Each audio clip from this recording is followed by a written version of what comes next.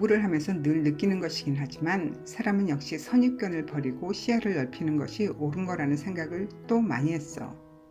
내 딸이 5살쯤부터 아프기 시작해서 유럽과 메소아메리카 쪽 자연의학을 공부하고 그걸 잘 적용해서 치유시켰다고 믿으며 지내다가 사춘기가 오면서 다른 병증이 극심하게 나타났거든.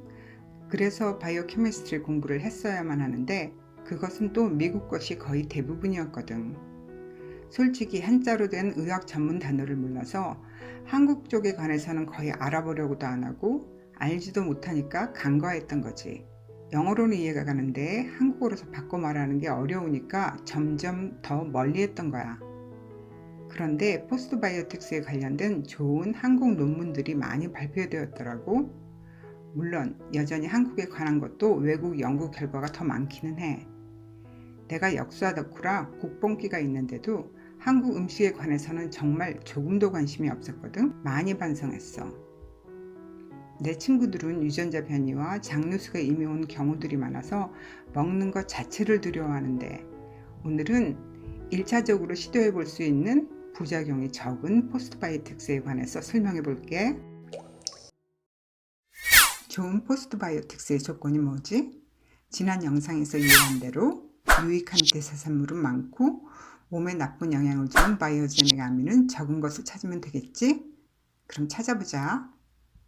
일반적으로 건강에 좋다고 하는 발효식품은 사과식초, 케필, 콤부차, 숙성 치즈, 요거트, 사워크림, 사워크라우트, 미소, 나또 이런 외국 식품들이 있고 한국 것은 김치, 된장, 청국장, 막걸리 등이 있을 거야. 이런 것들을 하나하나 비교 분석해서 아까 말한 조건을 대입해보자. 우선 제일 먼저 락토스와 카제인이 들어있는 유제품은 이미 안 먹기로 했잖아. 그래도 사워크림은 괜찮아. 여기에는 타이라민도 히스타민도 아주 작은 양이 들어있거든. 사워크림은 살균하지 않은 우유를 냉장고에 하루 정도 두면 위에 지방만 따로 뜨거든. 그것을 걷어서 발효시킨 건데 원유의 질이 문제야. 한국에서는 순종 저지 암소도 키우지 않고 유전자 개량이 안 된 유럽 남부나 뉴질랜드 A2형 우유로 만든 것은 찾기도 힘든 데다가 방부제 등 온갖 것들을 넣기 때문에 안심할 수가 없으니 잘 찾아봐야 해. 유지방으로 만든 버터나 기 같은 거는 먹어도 되는데 기는 결핵이나 기관지염, 변비 등이 있다면 섭취하지 말라고 권고하고 있고 어떤 요인으로 이런 부작용이 나는지 그 연관관계를 모르기 때문에 난 그 누구에게도 권하지는 않아. 이런 첨가제들은 장내 세균 조성을 바꾸고 대장암에도 관계된다고 보고되었으니까 무엇을 사든 이런 첨가제가 들어있는 것은 절대 사지 마. 20년 전쯤에는 버터, 치즈, 요거트, 사워크림도 다 직접 만들었는데 지금은 아예 안 먹어.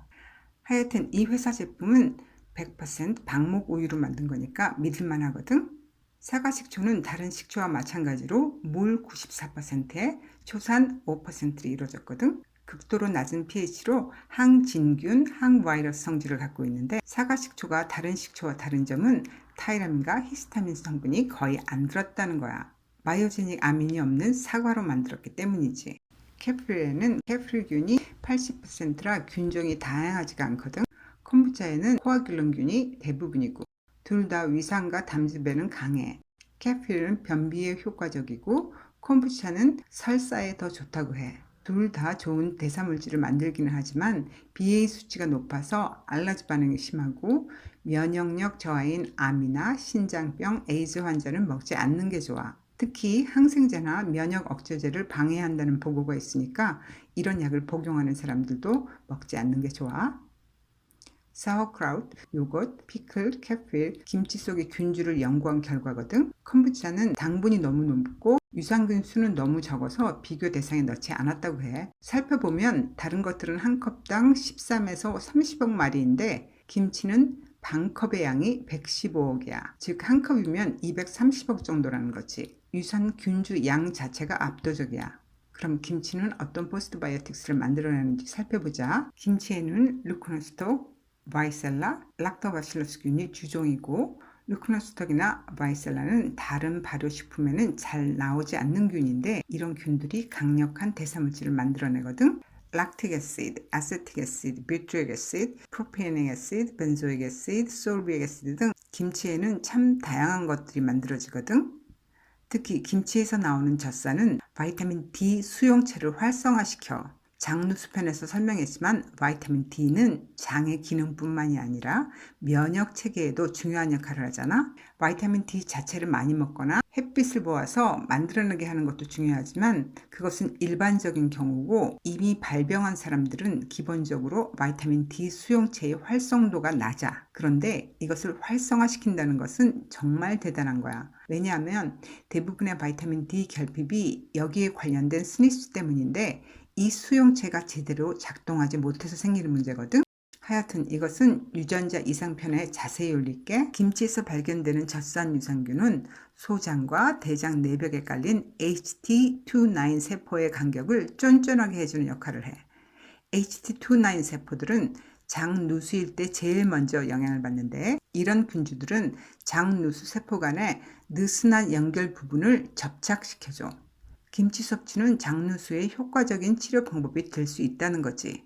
그게 김치액에서 유일하게 발견되는 플란타넘 C182와 3가지 루코노스도 균주에서 나오는 대사산물이 그런 접착 능력을 갖고 있어. 이것은 외국 건강 잡지에 자주 소개되는 내용이야.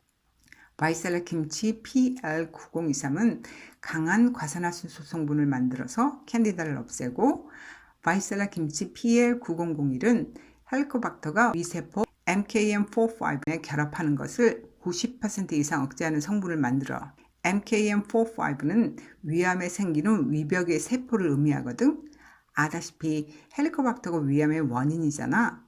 MKM45 세포의 위벽에 달라붙지 못하게 하는 거야. 거기다가 포스트바이오틱스 중 가장 강력한 박테리오신과 박테리오파지도 만들어내거든. 박테리오신은 항균성 펩타이드고 박테리오파지는 박테리아를 없애는 바이러스의 한 종류인데, 파지는 이터란 뜻이거든. 즉 박테리아를 먹어 치운다는 의미야.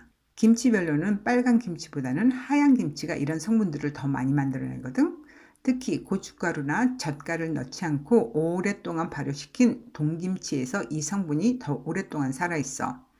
김치균은 위산과 담즙에도 강해서 장까지 잘 살아내려가서 포스트바이오틱스를 많이 만들어내는 거야. 김치별 BA 성분량을 비교해보면 백김치가 확실히 낮아.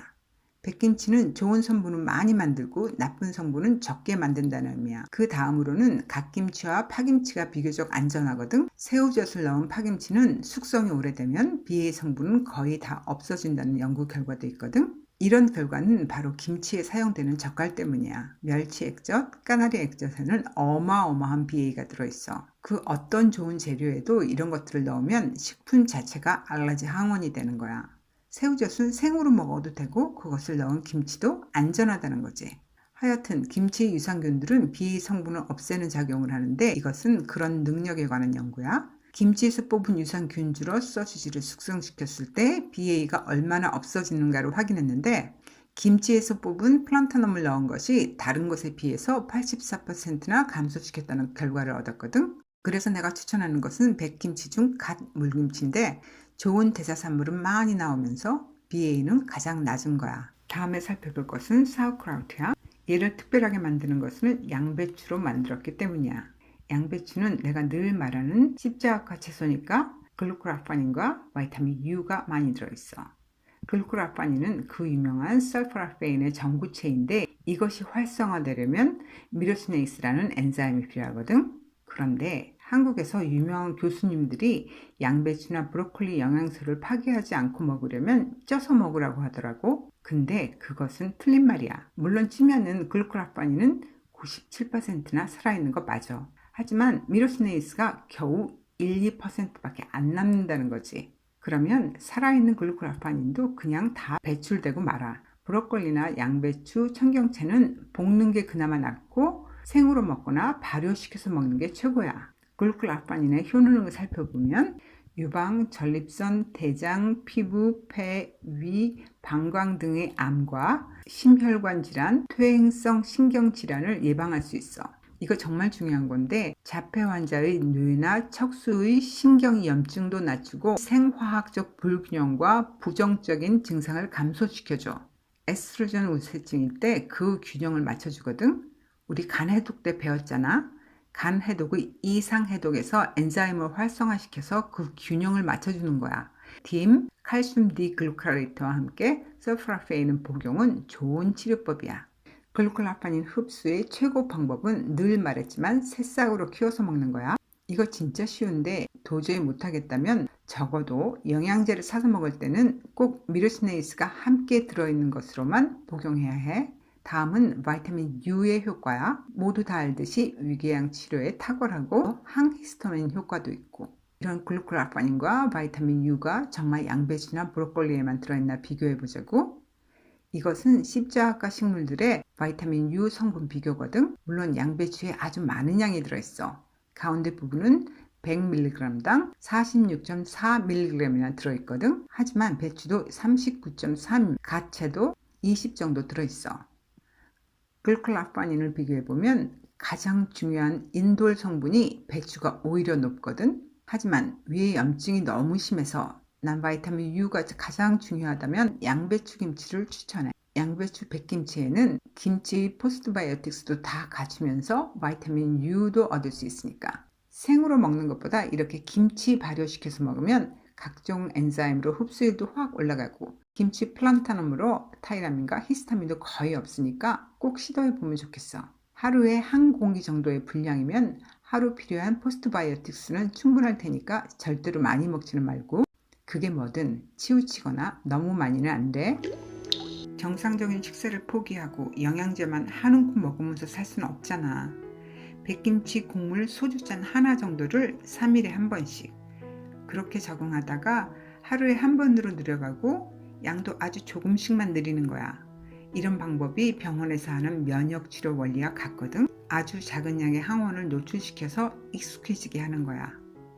하여튼 난 이렇게 해서 극복했어.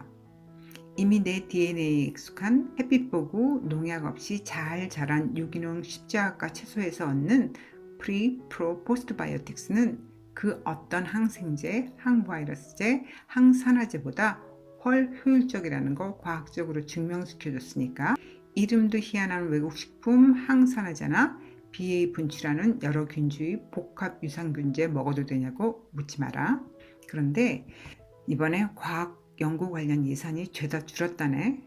가뜩이나 우리나라 이쪽 연구는 너무 늦는데, 이제 겨우 관심은 생겼는데 연구비가 없어서 다 멈추면 어떻게 하나 걱정돼. 제발 한국인 유전자와 환경에 관련된 병에 대한 연구가 계속 나오기만을 간절히 바랄 뿐이야. 나 쇼츠도 만들어 봤어. 그것도 봐. 그럼 사랑하는 내 친구들 안녕.